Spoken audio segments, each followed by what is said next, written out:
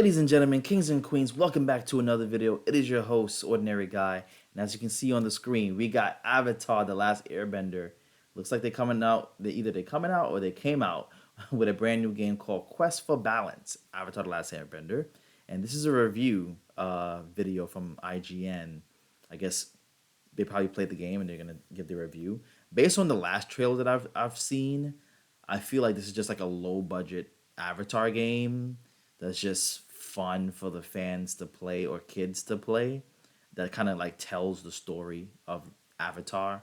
And I think it's one of those things where we know that Avatar: The Last Airbender is coming to, I believe they're bringing a brand new series to Netflix, or retelling the story or a movie or whatever it is. Something new is coming out, so I think this is like an attempt to get people to get hyped, get video game fans or people or fans in general to play the game, and just kind of like retell the story, prepare people for what's coming up next. You know, I mean, that's what they're doing for Spider-Man. We got Spider-Man Across the Spider-Verse. Then we got a trailer for Kraven the Hunter, who's going to be in the new game, Spider-Man 2, that's super hyped for PS5, coming out October 20th. And then we're supposed to get part 2 to Across the Spider-Verse sometime next year, hopefully. But not too sure because of the strike. But yeah. But anyways, let's dive on in to Avatar: The Last Airbender, Quest for Balance. If you're an Avatar fan like me, the promise of playing through its fantastic story is an enticing concept that, shockingly, has yet to be truly delivered on in the 18 years since the animated show's premiere. Avatar: The Last Airbender, Quest for Balance sets out to change that. Finally, you and a co-op partner will be able to relive iconic Avatar moments, like that time Aang had to save a village from an angry monster by solving a sliding block puzzle. Or that other time he had to enter the spirit world to solve a sliding block puzzle. Quest for Balance is easily the worst adaptation of the series since M. Night Shyamalan's abysmal live-action movie. Yeah, it looks low budget. Baffling moments from the story to highlight, fills them with awful combat and bottom-of-the-barrel quests, and tops itself off with a healthy coating of jank, leaving fans still desperately waiting for a decent Avatar game to Yeah, we never had a good Avatar game. Ice. The best Avatar game I played was Avatar: The Legend of Korra, that came out, I think it was on PS3 or PS4, something like that, a couple of years ago. And that was way more smooth and better than this. But it was still not a good quality game. I don't understand why though. Quest for Balance splits Avatar's 3-season tale into 18 chapters, each loosely retelling an episode or portion of the cartoon. And the word loosely is doing a lot of heavy lifting there, as the events of each chapter frequently focus on the most mundane parts of Aang's incredibly rich adventure, while breezing over many of the exciting bits in text transitions between scenes or 2D animatics that separate levels. For example, the first level has Katara and Aang exploring the rather ugly wreckage of a Fire Nation ship where nothing of note happens, until a text box at the end of the stage explains that they set off a trap, saw the Fire Nation attacking Katara's home, and had to rush back. By doing an incredibly bland Temple Run knockoff where you collect coins while sliding on an otter penguin. Man, that slide was so... It's not a problem for an adaptation to make changes to its source material in order to better fit its new medium. But the scattershot way it's been done, I mean, I will still have fun playing this, but I just don't want to buy it.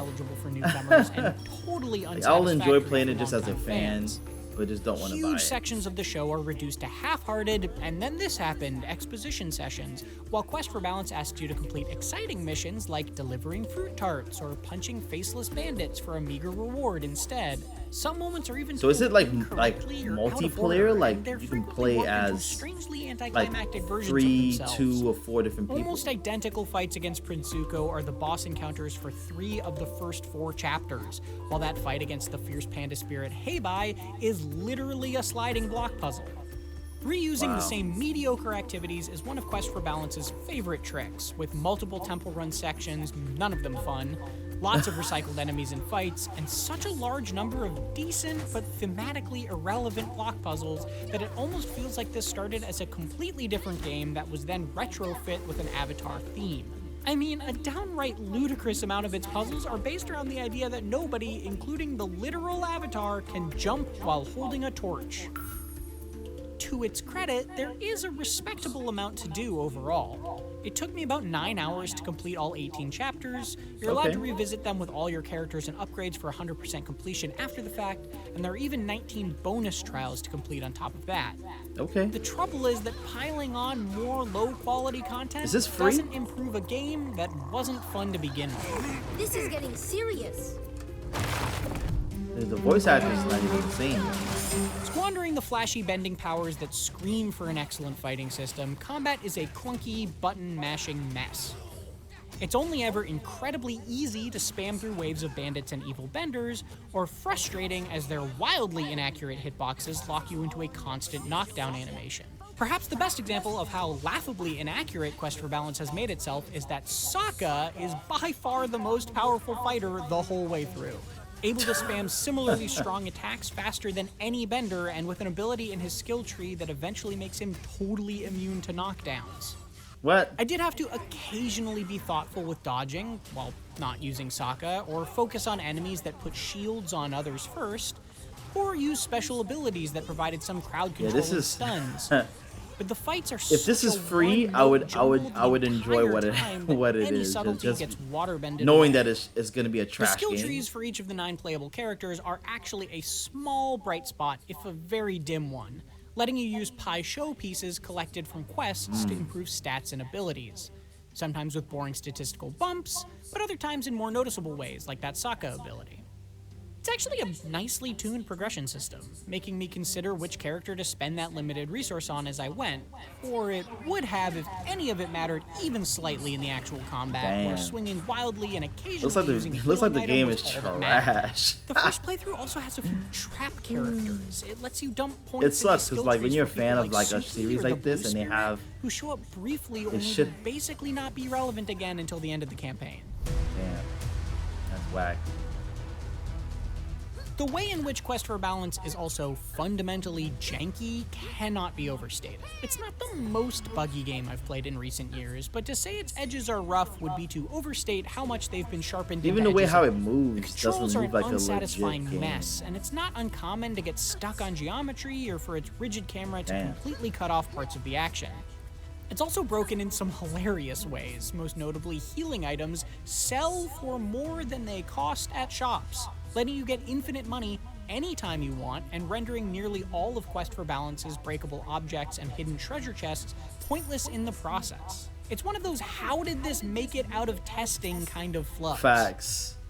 What's particularly disappointing about all this is how easy it is to see the bones of what this game could have been underneath all that grime.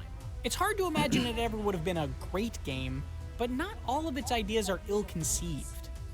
While the 3D animations are pretty much terrible throughout, the 2D animatic cutscenes are actually pretty cute.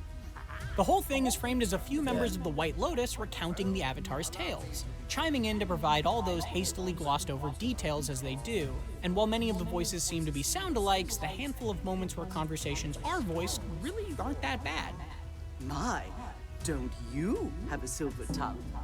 If that had been paired with a game where the side activities were actually entertaining instead of pointless fetch quests, where switching between your teammates provided interesting bending playstyles instead of different flavors of the same button mashing, and where this legendary story was retold in a way that respected the source material rather than using it to shoehorn in overused and only loosely related minigames, Quest for Balance might have actually fulfilled its promise. It's not unthinkable that with a bit more time, probably a lot more, the fun could have been found maybe here. 2 years. But what we got instead feels like the bare minimum required to look like it might be alright and get it out the door so that Quest for Balance could live as yet another trap on store shelves, laying in wait for well-meaning parents who just Kids will don't still know. like it because it's just like silly and easy. What took you so long? I have something very important to tell What's the verdict? We haven't they quite rated? been waiting 100 years for an Avatar game that lives up to the potential of the show, but it's certainly beginning to feel you that couldn't jump way that? after playing Avatar: The Last Airbender Quest for Balance.